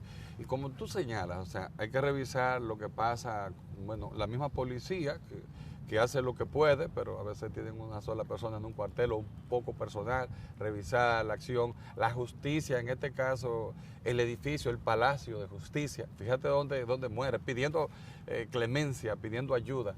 Y hicieron también lo posible, los pocos policías que estaban ahí o los que estaban custodiando, cuidando el Palacio de Justicia, lo protegieron desde que llegó. Pero hay que revisar todo esto. Y ciertamente también de algo que hablamos, y eso motivó la conversación que tuve en este mismo lugar donde estamos el domingo pasado con la Procuradora General de la República, con Jenny Berenice, hablamos de reunirnos. También llamé a la DGC, a su director general regional, y estamos llamando a reunión para lo que tiene que ver con la regulación. Este es un sector que tiene que ser regulado. El de los motoconchos, pero ojo, ahí no solamente había motoconchos, porque hay que decirlo y hay que ser justo. También ahí hay motoristas que parece que se dedican a otra cosa. Eso es parte de lo que hay que investigar ahora. El móvil real, aparte, Amelia, de que tenemos que reconocer y tenemos que revisarnos como sociedad, porque esta es una sociedad que incita a la violencia, como dices. A menudo vemos en la calle, en nuestras calles, en todo el país, que una discusión en un semáforo por un problema, un roce, lleva a que una persona saque un arma de fuego y vienen esas discusiones violentas y agresiones que también han terminado con la vida de muchas personas. Este año se cumple su segundo año de gestión, incluso tiene previsto una rendición de cuentas durante unos días. Pero aquí en Santiago, aparte de que se han anunciado una serie de obras, quedan algunos desafíos. No puedo dejar de señalar el reclamo de la población del tema de la calle El Sol. La Asociación de Comerciantes ha estado pidiendo, dice que se ha retrasado constantemente la conclusión del remozamiento de la calle El Sol. ¿Qué es lo que pasa? ¿Por qué los atrasos? ¿Y cuándo la gente de aquí va a poder disfrutar de la calle El Sol nuevamente? Dos cosas. O sea, en Santiago en general sí, vamos de cara ya al segundo año, rendición de cuentas, con una ciudad que en poco tiempo ha cambiado. Y te invito a que veas y la conozcas, cómo tú caminas en Santiago con esa libertad, la seguridad en lo que tiene que ver con la parte del control de los ciudadanos, una ciudad iluminada, mucho más hermosa y transformada. Santiago está siendo transformado. Pero proyectos como ese, como el de la calle Sol, son justamente lo que dan paso a la transformación. La Benito Monción que se hizo y se va a hacer lo mismo, que es un corredor cultural en la calle del Sol. Debo aclarar que la calle del Sol no está siendo intervenida completa, se va a intervenir completa. Hablamos de 2 tramos de la calle del Sol que están siendo intervenidos y que por las lluvias no se pudo avanzar, pero nosotros estamos contentos, felices de que una obra como esta y esa inversión que siempre uno como legislador, cuando fui legislador, los senadores, los empresarios, que fue una petición de los empresarios de aquí de consenso, porque es muy necesaria. ¿Para es quitar cuándo? el cableado. ¿Para cuándo entienden? Es embellecer las calles. Mira, yo te voy a invitar cuando termine esto, veas cómo están avanzando los trabajos. Hay un plazo ya y en cuanto a esos 2 tramos, porque se está trabajando planificado, no se rompió la calle de Sol completa, ya están en el vaciado hoy. El trabajo difícil ya pasó, de excavación, se hizo el vaciado. Las lluvias no habían permitido que se trabajara, pero ya en estos días se estará trabajando con el vaciado y yo diría que en pocas semanas estará lista esos 2 tramos que se intervinieron, para luego darle inicio ya a lo demás. El monorriel. ¿Para cuándo? El monorriel es una obra importantísima que va, donde estamos ahora cruza el monorriel, estamos a unos pocos metros reales, 12 metros de la estación de aquí, del monumento, y según el anuncio, esta obra estará en la parte de la edificación lista ahora para más o menos agosto, septiembre, y el anuncio o la información que tengo es que ya para diciembre, después de las pruebas que se van a hacer en el mes de septiembre, de octubre y noviembre, ya para diciembre estará puesto en funcionamiento. Y finalmente, señor alcalde, para despedir, porque hoy hemos tenido el tiempo un poquito más breve, ¿qué significa para la ciudad de Santiago que se esté realizando esta Feria Regional del Libro en la ciudad? Es toda una semana. Es una muestra, Amelia, de lo que está ocurriendo aquí. Fuera del aire hablamos de cosas importantes, como los conciertos que ya volvieron, como el de Juan Luis Guerra, y eventos que se hacen aquí en este escenario cerca, eventos mundiales de cigarros, de todo tipo de ferias que se hacen, encuentros. Ahora nos toca la Feria del Libro, que es un espacio para la lectura, un encuentro cultural interesante y que Santiago lo abraza y lo recibe con mucha alegría, y por eso nosotros estamos aquí dándole todo el respaldo a lo que es esta feria. Y yo quiero destacar ahí esa decisión importante que tomó el ministro de Cultura, a quien quiero reconocer el hecho de la visión que ha tenido de traer la Feria del Libro aquí a Santiago. Bueno, muchísimas gracias, señor alcalde, el alcalde Ulises Rodríguez. Tenemos muchos otros temas de los que seguro vamos a conversar luego y durante esta semana, porque todo el equipo de Telesistema está trasladado para Santiago para compartir con las autoridades y con la gente de aquí de Santiago. Bueno, Amelia, que tú digas que tú estás transmitiendo aquí frente al monumento desde los jardines del Gran Teatro del Cibao. Bueno, ya lo dijo, nos vamos al estudio y más adelante hablaremos con el director de la feria para que ustedes no se pierdan los detalles de lo que viene esta semana. La presente ley tiene por objeto autorizar de manera excepcional el pago a contratistas del Estado de las deudas derivadas de obras públicas ejecutadas o con sin contrato formal y crear una comisión para... Voy a hablar para comentarles, señores, que lo que está mirando en pantalla, lo puede dejar, señor director, es el momento en el que se hace esa aprobación en la Cámara de Diputados de un proyecto que paga a contratistas una cantidad importante de obras. El proyecto tiene muchas dudas. En las sesiones anteriores vi un contratista que había construido tantas obras sin contratos como si fuera San Juan de la Maguana entero. Entonces, yo quiero agradecer al alcalde de Santiago y a Amelia, que han estado desde allá. Amelia se encuentra ahora allá. Decirle a nuestra productora, teníamos una entrevista con el jefe de la feria también. Vamos a grabar esa entrevista porque tenemos esta conversación acá. Creo que será demasiado rápido. Podríamos quizá entrar un poquito, pero sería bueno tener más detalles. O sea, que entraríamos con Amelia unos minutos, pero como está el director de la feria, sería bueno tener un poco más. Así que esa parte sí que la haríamos diferido. Y ya finalmente quiero aprovechar para dar la bienvenida por esa ley que ustedes están mirando en pantalla a José David Báez, que es diputado por la Fuerza del Pueblo. Esta mañana Germán lo movió al Partido de la Liberación Dominicana desde Santiago. Lo devolví a la Fuerza del Pueblo rápidamente. Buenos días. Gracias, Edith, de verdad, Germán. Ya salimos del PLD hace días. Sí. Me consta. Complacido de estar aquí y, bueno, comparecer a su invitación. Gracias por la invitación. Diputado, a la gente se sorprendió por la premura, por la prisa con que se aprobó esta ley. ¿De quién fue la idea? ¿Cómo fue que se dio? ¿Puede describirnos brevemente esa parte? Porque había sido una ley observada en principio, en enero, ¿verdad? Por el Ejecutivo, de vuelta a ustedes. ¿Cómo fue que se dio el asunto? Bueno, a toda luz, la idea parece ser del partido oficialista en la propia persona del presidente de la Cámara de Diputados, que en primera instancia es quien era el proponente principal. Alfredo Pacheco. Aunque luego, con la maniobra, ¿verdad?, para él poder dirigir la sesión, entonces en la segunda lectura él retira su firma para él poder dirigir la sesión, dado que en el primer momento tuvo que dirigir la vicepresidenta, porque como él era el proponente principal, no podía dirigir la sesión. Y entonces utilizó, ¿verdad?, esa estrategia técnica, retiró su firma y en la segunda lectura ya él dirige Eso se estila. La sesión, así es. Entonces, en tal sentido, la idea, lógicamente, sale de ellos. Yo me sorprendía porque los diputados del oficialismo, los legisladores del oficialismo, no son dados a oponerse o a entrar en contraposición con las posiciones del gobierno central, que a toda luz ellos se ven como que dependen del gobierno. Y en este sentido se ha visto, dada una observación, un veto que existe desde el Poder Ejecutivo, en su presidente, ¿verdad?, ellos oponerse, ellos venir con una nueva ley oponiéndose sin conocer esas observaciones. Todo lo contrario, lo que se pretende a toda luz es que van a dejar de lado esa ley que se observó y que entonces este nuevo proyecto es el que ellos le ha dado al traste poner para tratar de que se paguen esas obras que ellos entienden que no tienen contrato, pero que el Estado debe asumir.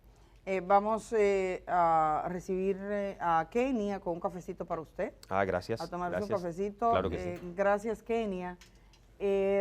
Gracias, yo quisiera que usted, a alguien que esté en su casa, porque a veces nosotros asumimos que la gente está siguiendo el ritmo de la cosa, que lo sabe todo. Sí. Pero bueno, es que son tantas informaciones que le llegan a la gente que se le dispersa.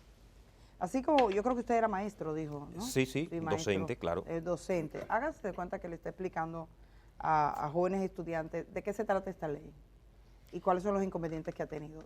¿Por qué nosotros estamos acá? Bueno, el título claro es Ley que autoriza el pago y crea una comisión, o sea, el pago de obras sin contratos, y crea una comisión para su estudio. Yo decía, incluso en mi ponencia, que debía ser lo contrario. Entonces, ¿qué implica esto? Es decir, primero hacer la comisión y después pagar. Claro que sí. Lo que implica esta norma es que el Congreso Nacional está autorizando que obras desde antes del 96, 30 años atrás, o sea, sean reconocidas por el gobierno en este caso y que sean pagadas, pero a toda luz dice que la mayoría no tienen contrato. Y entonces el pueblo que es claro y es llano, ¿cómo es que yo te puedo ir a contratar a ti con dinero que no es mío y decirte, mira, dame eso ahí, sin un contrato específico, sin nada que diga que te voy a pagar o cuáles son las condiciones que delimitan eso que tú vas a hacer y que ahora, o sea, no se ha utilizado el ordenamiento jurídico, que es el Tribunal Superior Administrativo, para poder validar eso que tú hiciste, dado que tú te puedas quejar porque no te han pagado. Y entonces se utiliza el Congreso para estar en contra de su propia norma, es decir, en contra de la Ley de Contrataciones Públicas, la 34006, que fue modificada recientemente por la 4725, o sea, fortaleciéndola aún más, pero para estar en contra también de la norma 06 de crédito público, que establece una prescripción en su artículo 62 de 5 años para las deudas del Estado.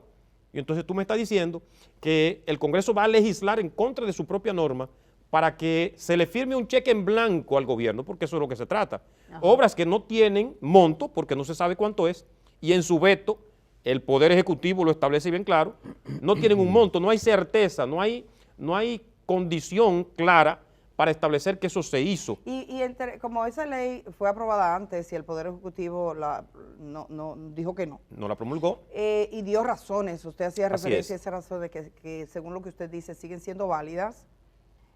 Me gustaría saber, entre la primera ley y esta, ¿es lo mismo? ¿Es el mismo texto? ¿Varió algo? ¿Los contratistas son más, son menos? ¿Las obras, San Juan de la Maguana lo construyeron entero y se va a pagar?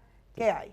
Creo que se amplió en este momento. ¿Se amplió? Se amplió, pero la única diferencia que yo veo es que hay una comisión que se crea para el estudio, la verificación de estas obras, una comisión que está compuesta por 4 miembros, a toda luz ahí, el ministro de Hacienda y Economía, el director de Contrataciones Públicas, o sea, son 4 miembros que sustituyen en este caso ¿a quién? Al órgano jurídico que tiene que verificar la viabilidad y la legalidad de eso, que es el Tribunal Superior Administrativo. Si yo como contratista del Estado tengo una queja de que el Estado no me ha pagado, yo elevo una instancia ante el Tribunal Superior y allí está llena, esa sala está lleno de casos. Entonces, ¿qué pasa? La Cámara de Diputados en este caso está creando una comisión que está sustituyendo la vía correcta legal del reclamo para que esa comisión sea la que verifique lo que tú hiciste, pero una obra que se hizo de que 30 años atrás. Me sorprende de manera fundamental, si tú te vas al proyecto en el artículo 4, desde la página 20 hasta la página 95, todo del Ministerio de Educación.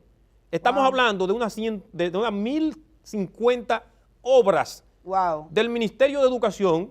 ¿En qué periodo? Desde el 96, vamos a decir así, hasta la fecha. Sin verificar si esas obras existen. Si 1.050 obras más o menos, estamos hablando de centros educativos que dice, o sea, no hay contrato, o sea, no estipulan en ese cuadro, no estipulan ningún contrato. Entonces, ¿cómo es posible que tú me digas a mí que desde ese tiempo aquí todas esas obras están sin pagar y que no ha habido, o sea, no ha levantado el contratista ninguna instancia ante el Tribunal Superior Administrativo y que el tribunal no ha dado respuesta? Eso está como un poco extraño. Yo creo que la sociedad merece, necesita, precisa de conocer la historia de esta historia que estamos contando. Así es. Con su permiso, porque usted va a seguir ampliando sobre ese punto, vamos a escuchar a otro diputado, Danilo Díaz, del Partido de la Liberación Dominicana, que también se pronunció en esa sesión sobre este tema. Adelante, señor director.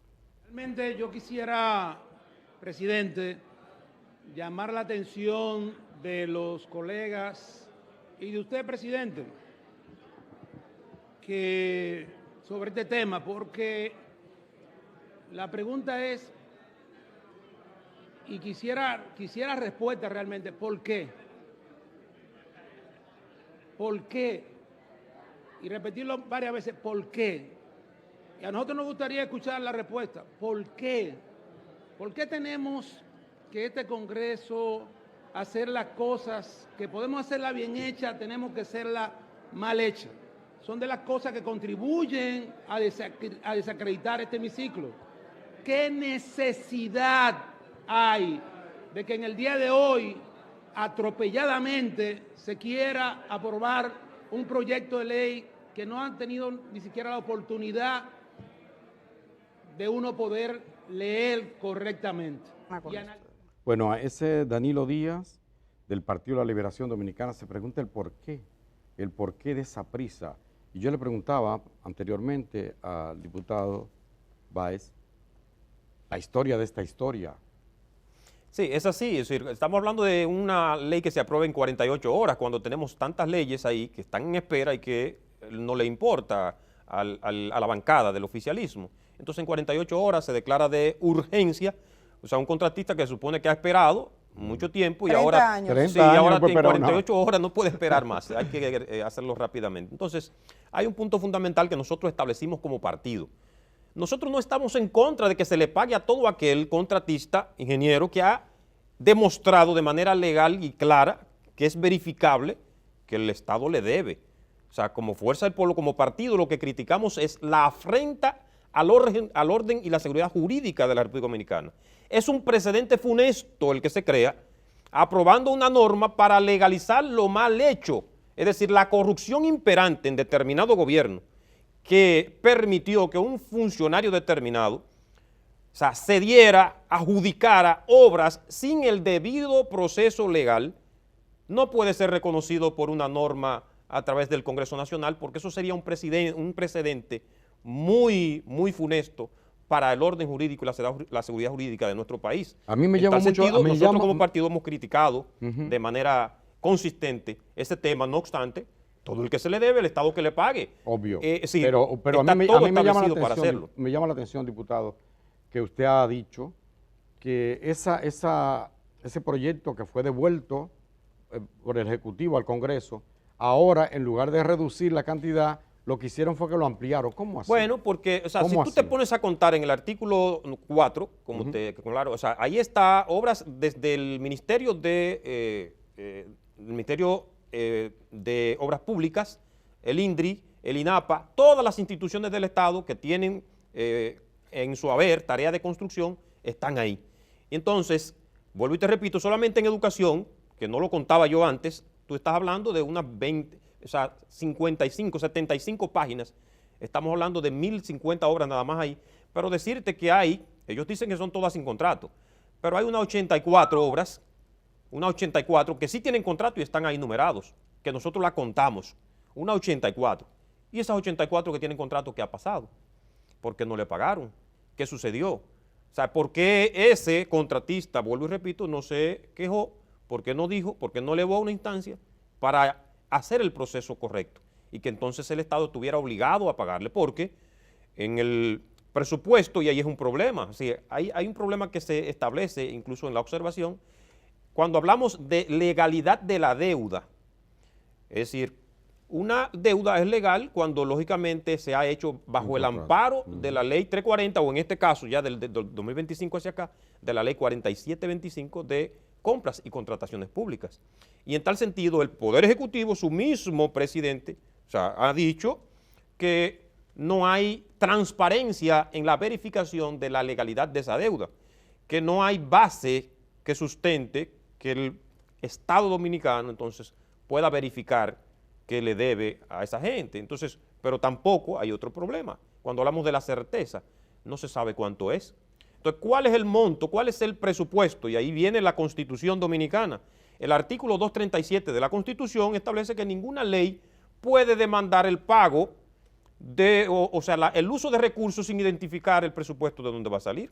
Entonces, para tú poder, es decir, aplicar esa norma, tiene que saberse cuánto es que se va a disponer del presupuesto ¿Cuánto nacional. es y de dónde se ¿De va a pagar? dónde? Usted Entonces, hablaba de un cheque en blanco. un cheque en blanco porque no se sabe cuánto se le debe a cada contratista. No se sabe. Se supone que de 20 años después debería existir algún número, por lo menos ideal, de qué se le debe. No se sabe. Por eso nosotros decíamos que esa ley es un cheque en blanco para que al final esa comisión, que está compuesta por funcionarios del gobierno, ponga ahí lo que se le ocurra para poder verificar eso y que al final poder cumplir. Y hay un punto fundamental. Este gobierno ha sido permeado por la corrupción de manera constante. Estamos abriendo otro espacio para que esa corrupción sea mucho más imperante y que quita que, como han denunciado cantidad de ingenieros, que para poder cobrar una deuda hay que dar un porcentaje a determinado funcionario o a determinado lobista que anda ahí en el ministerio. Entonces va a pasar esto de nuevo, porque gente que tiene tanto sin cobrar, no, mira, espérate, y yo que fui administrador escolar te lo puedo decir, que es así y eso pasa. Cuando el ministerio, cuando el Estado construye bajo crédito, eso le sale al doble o al triple, porque se hace a la premura y entonces no hay el control necesario para que esto se pueda delimitar. Vamos a escuchar también a Antonio Brito, que fue otro de los diputados que habló. Había gente que decía, sí, estas obras están, pero bueno, el asunto es que no hay una documentación. De hecho, el Poder Ejecutivo lo decía. Luego yo me gustaría que usted nos hablara de los términos de la comunicación del Poder Ejecutivo cuando rechazaba la ley. Pero antes escuchemos una circunstancia que a mí me llamó mucho la atención. El diputado Antonio Brito, señor director, por favor, escuchemos. Porque una ley que fue vetada por el presidente de la República y que la devolvió al Congreso Nacional, los diputados y diputadas del PRM, lo que tenían que haber hecho es una fiesta partiendo de que su presidente vetó una ley porque ha entendido y entiende que es una ley que tiene demasiado vicio. He escuchado a algunos diputados cuando se han referido al tema de esta ley que dice... Un factor que destacaba el señor Antonio Brito es que como que no se sabía, que los diputados recibieron la noticia como que al vapor. Fue así. ¿En qué momento usted se dio cuenta de que ese era una ley que estaba lista para que pasara lo que pasó? Estaba en la agenda del día. El problema estaba en la agenda para ser tomada en consideración.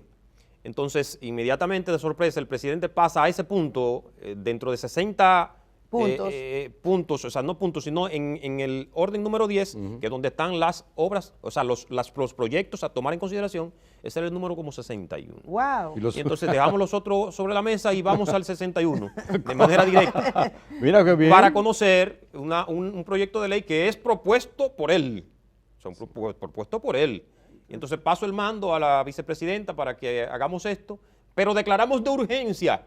No solamente sometemos... Explíquele a la gente qué significa declarar de urgencia. Declarar de urgencia es que inmediatamente, es decir, en la sesión siguiente, o sea, se aprueba en esta primera sesión, en primera lectura, y en la sesión siguiente, ya aprobamos en la segunda lectura. Eso se aprobó entonces en 24 horas. 48 horas. En 48 horas. Así, 48 horas. Que a veces hay otros proyectos que duermen el sueño eterno. Se mandó, ese primer momento, se mandó a una comisión especial, que fue la misma que estudió la otra ley, pero una comisión especial con plazo rápido de 24 horas para dar el informe al otro día.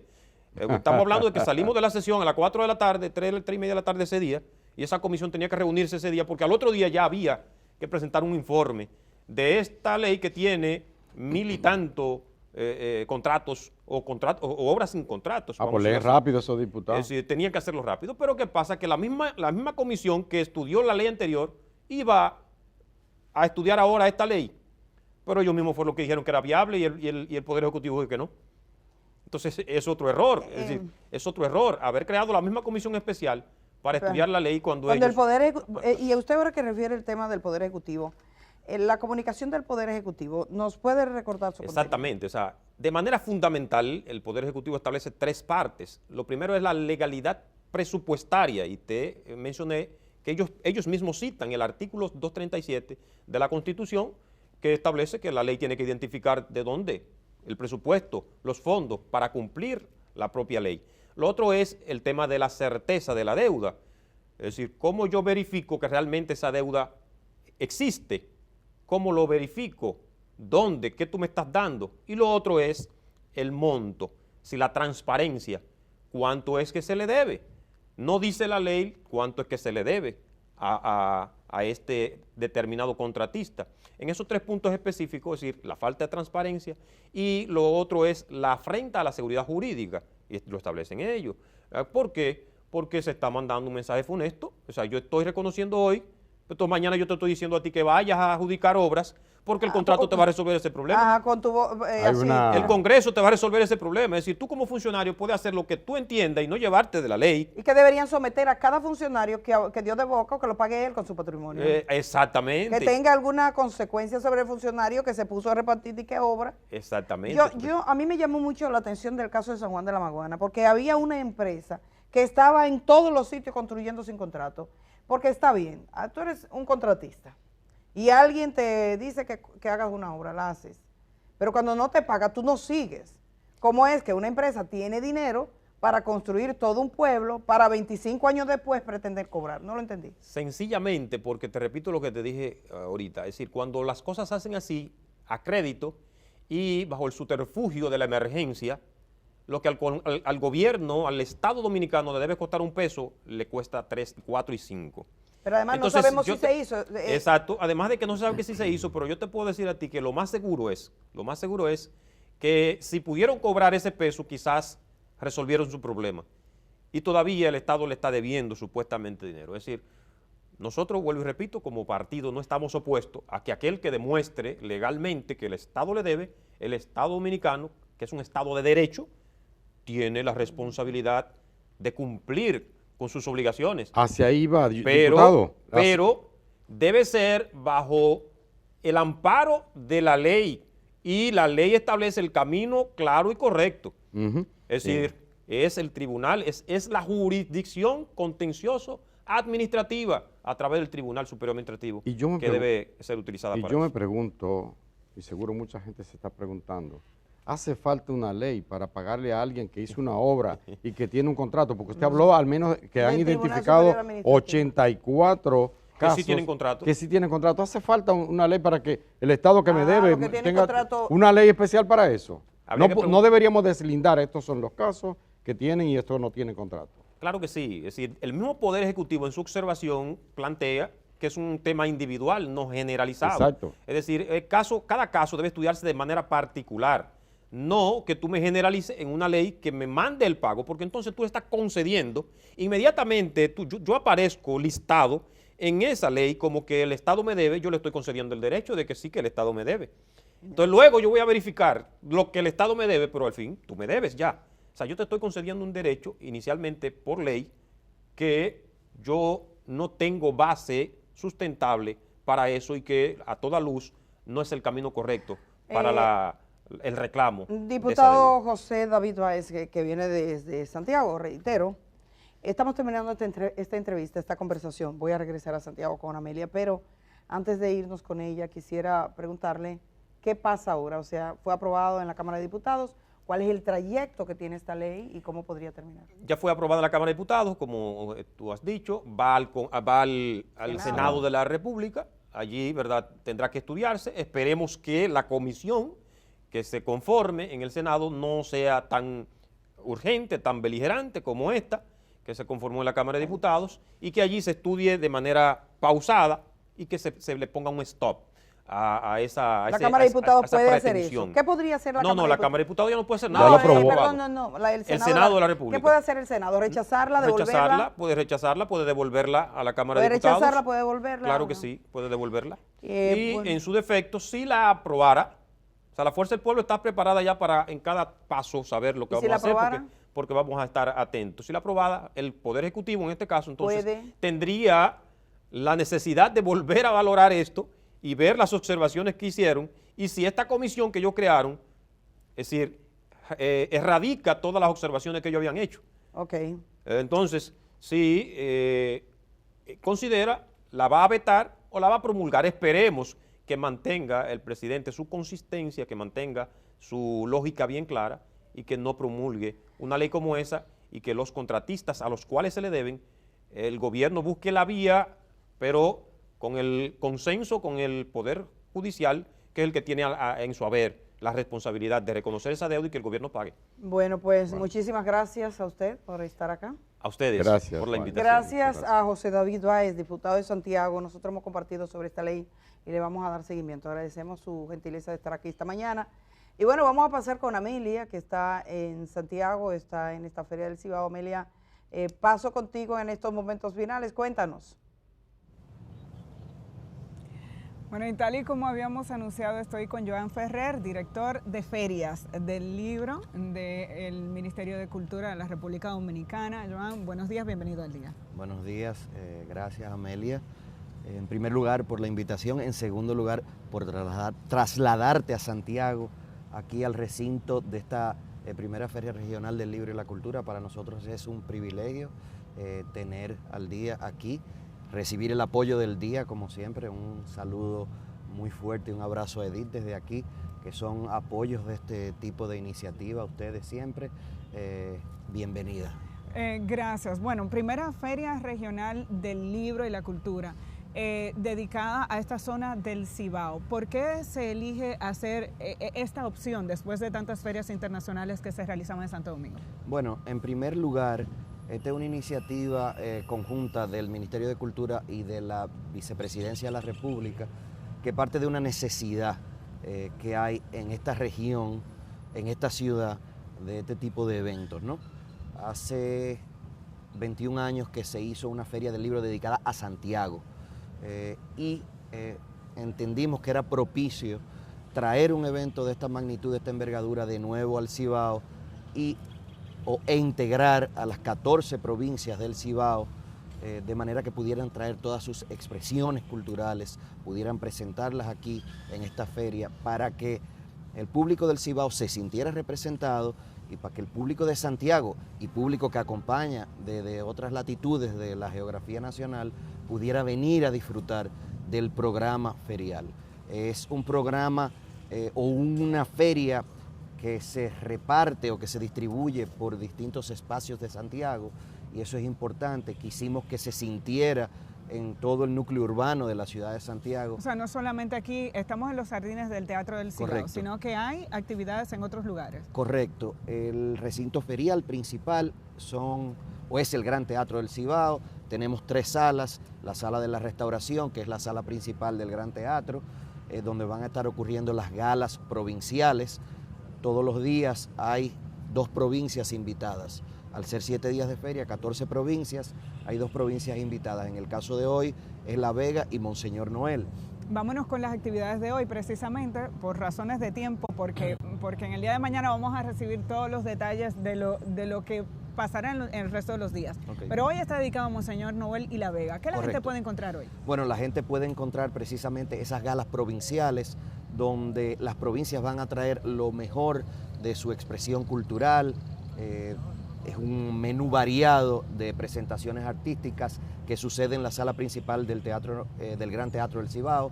Tendremos al mismo tiempo una serie de actividades con talleres literarios, con presentaciones de libros de las provincias de La Vega y Monseñor Noel, ocurriendo en el pabellón de identidad, que funciona en el bar del Gran Teatro, y en el pabellón del Poder de las Buenas Palabras, que es la sala Julio Alberto Hernández. Al mismo tiempo, tenemos unos pabellones donde... ¿Una parte se pueden ver detrás? Se pueden ver detrás. Ahí La Vega y Monseñor Noel tienen espacios propios donde hay exhibición de artesanías, donde hay otro tipo de expresiones culturales que también pretenden resaltar toda esa rica cultura, ese rico entramado y tejido cultural que tienen estas 2 provincias. Porque es una feria del libro y la cultura. Es una feria del libro también, y la cultura. Bueno, yo decía al inicio del programa que me sorprendió encontrarme a Patricio Bonilla anoche, músico, trombonista de Mao, de la provincia de Valverde, en el teatro, en el bar del teatro. Y cada noche hay actividades gratuitas también ahí. Correcto. Además de los libros, que son los protagonistas. Bueno, la protagonista es la cultura dominicana.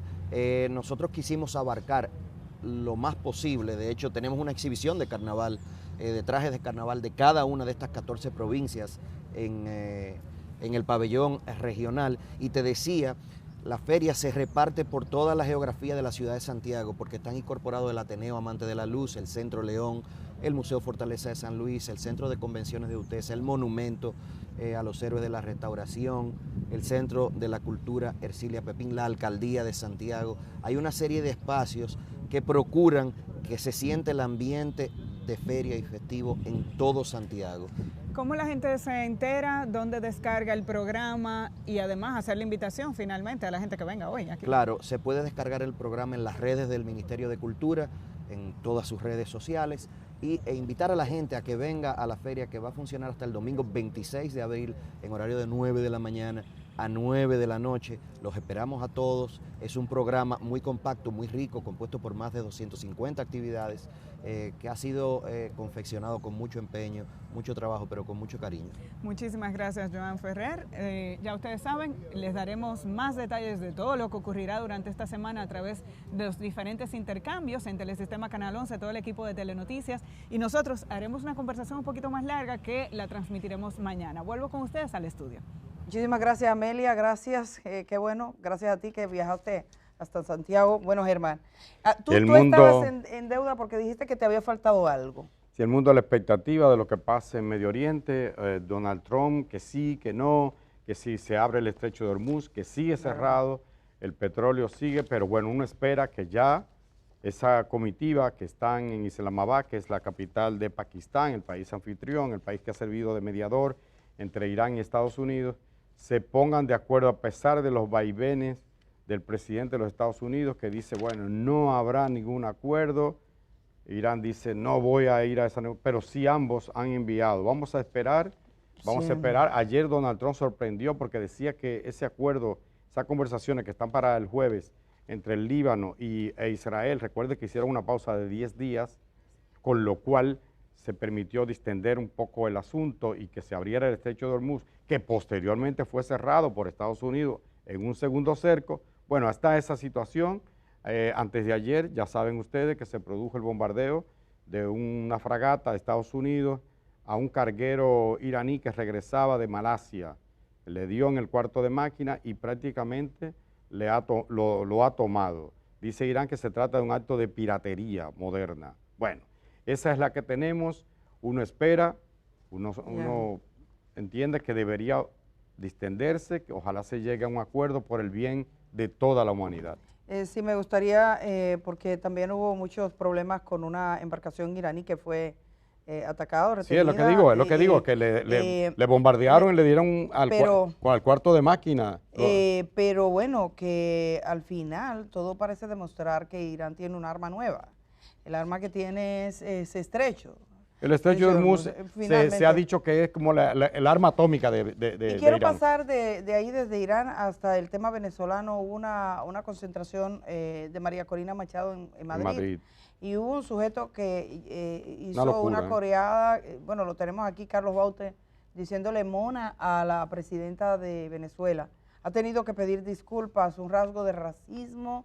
Bueno, la imagen de un mono, recuerde, fue la que utilizó el presidente de los Estados Unidos. Puso dos simios para hablar de Michelle y Barack Obama. Sí. Entonces vean ahora lo que pasó. Este señor, hay un rechazo. Ellos hicieron eso, pero general, lo que provocó un rechazo general y tuvieron que pedir disculpas. Efectivamente, recordamos un poquito de esto que está marcando las tendencias de la conversación en España y en Venezuela en las últimas horas. Vamos a ser libres, que queremos esa Venezuela. ¡Fuera la mona! ¡Fuera la mona! Una falta de respeto y una visión. Una expresión de racismo. Yo creo que ahí él habla de, vamos a escuchar. Ahí está pidiendo disculpas. Nacional venezolano. La energía fue brutal. Y en el medio de todo eso, mientras yo cantaba y hablaba, interactuaba con el público, miles y miles de personas empezaron a hacer cánticos en los que yo me sumé. ¿Sí? ¿Saben qué? Me sumé. Me dejé llevar por la emoción de ese cántico, sin medirlo. Él está como los motoristas de Santiago. Es posible que los motoristas de Santiago, cuando le pregunten en la audiencia, digan, me dejé llevar por la emoción, estaban persiguiendo a una gente. Ustedes ven cómo la emoción dice, una gente va y comete un hecho. Pero mire, en Santiago esos motoristas van a ser juzgados igual este hecho, el hecho de decir que la emoción no quita la responsabilidad del puro racismo que expresan esta palabra. Delcy Rodríguez es la primera mujer que está al frente del Ejecutivo de Venezuela. Y decir eso también implica que muchas venezolanas que se parecen a ella, las que sean así, las venezolanas, todas las mujeres y hombres del mundo que tengan su color, que tengan esa piel, no pueden ocupar un cargo público. No se le está cuestionando por la legitimidad del cargo, no se le está preguntando si podría o no, se está diciendo que es un origen racial, de ahí que el comentario se torne tremendamente racista. Esto fue el 18 de abril, el sábado, durante un evento de apoyo a la líder opositora María Corina Machado, que por cierto tomó distancia, ella dijo que ella no tenía compromiso con esto. Pero tampoco lo condenó. Pero tampoco no lo condenó, lo cual es grave. No lo condenó. Hay en el mundo, y por eso yo destacaba ayer, esa cumbre progresista que se dio en Estados Unidos, en Barcelona, se dio en Barcelona, que llamaba un poco a hacer una reflexión, parar esa prédica del odio, ese rechazo a la otredad, eso que el que es distinto a mí es menos, cuando no debe ser así. Todos nos debemos un chin al otro, o sea, tú tienes algo bueno que no tengo yo tengo algo bueno que no tienes tú. Es decir, la contribución de todas las culturas, de todas las etnias, de todos los países, uno con otro, es indiscutible hoy día. Un pobre va a la casa del rico, un inmigrante va a la casa de otro país y aporta allí. Un negro, un blanco, ¿cuál es la diferencia? Si se supone que todos somos iguales en la viña del Señor. Entonces hay gente que predica una cosa, acorde con la Biblia, en la iglesia, y cuando va y se lleva de la emoción o de ese fanatismo religioso, o de ese fanatismo político, principalmente el político, entonces cae en este tipo de cosas, en el rechazo al otro. Eso de que fuera la mona, pues, es una cosa. ¿Cuántos venezolanos son así? ¿Cuántos dominicanos somos así? Entonces no tenemos derecho. También se entiende como un discurso de odio. Un discurso de odio que es deshumanizante. Y ha tenido que pedir perdón. Me dejé llevar por la emoción. Pero él fue que inició. Vaya emoción. Vimos que él fue que inició Además, la gente tiene límites, porque tú a veces porque es como cuando tú ves una gente que dice estaba bebido, ¿no? Dice estaba bebido, sí, y fue y le dio un tablazo a un infeliz. Y tú dices, pero ¿por qué no le fue al cuartel? Sí, porque tiene que ser siempre con situaciones donde tú tratas de vulnerar derechos de gente que tiene más vulnerable. Y no lo digo porque Delcy Rodríguez sea más vulnerable, es de hecho la persona responsable del Ejecutivo, presidenta de Venezuela. Ella era la vicepresidenta. Podrías cuestionarle por muchos motivos, pero no de llamarle de esta manera. Se expresó la embajada venezolana, se expresaron los partidos políticos progresistas de España, ha sido un escándalo internacional, y de ahí que tuviese que reconsiderar sus palabras. Y en este tipo de casos suele pasar que las palabras no están dirigidas a una persona, sino a un grupo. De ahí es que el discurso de odio tiene eso. Cuando hablas de los negros, hablas de los negros, a un grupo. A veces si dicen, los dominicanos son esto, es a todos los dominicanos. Entonces no queremos que digan a todos los dominicanos. Habrá dominicanos que estén, por ejemplo, en una cuadrilla, en una mafia en España, pero eso no significa no representa los millones de dominicanos. Cierto. Entonces, sí, nosotros, aquí se hace mucho con los haitianos, no habrá haitianos de un modo y otro de otro, aunque la gente, ese discurso se va asentando y cuando tú lo dices parece que la gente tuviese que pensar, es posible que haya alguien diferente ahí. Y el trato deshumanizante, eso es lo que está provocando cosas como la que hemos visto ahora en Gaza, lo vemos con el Líbano. Pensar, por ejemplo, que cuando en una región del mundo, en un país, mueren 2 o 3 personas y es escándalo internacional y allí muere gente todos los días. Por eso a mí me alarmaba esta mañana cuando leía lo de Ezequiel Molina, pastor evangélico, que se supone que predica el amor al prójimo y tal, que decía que estaba bien. Cuando, señores, el bombardeo, a mí no me gusta el régimen de Irán para nada, pero el primer bombardeo, de los 5 primeros misiles que cayeron en Irán lanzados por Israel y Estados Unidos, ¿Saben dónde cayó uno de ellos? En una escuela. En una escuela y acabó con la vida de 170 niños. Así no puede ser. Tú no puedes generalizar y decir, bueno, no me gusta el régimen, tengo que acabar con eso. No, no debe ser así. Hemos terminado, Germán, por hoy. Ha sido ¿Día corto? un programa, sí, ha Cortito. sido intenso. Lamento que no estábamos en las redes, la vamos a poner ahora de inmediato. Y mañana sí que vamos a estar en esta transmisión al mismo tiempo, gracias a los que se conectaron a través de Instagram. Mañana es otro día y aquí estaremos. Gracias y que tengan la mejor de las jornadas. Chao. Hasta mañana.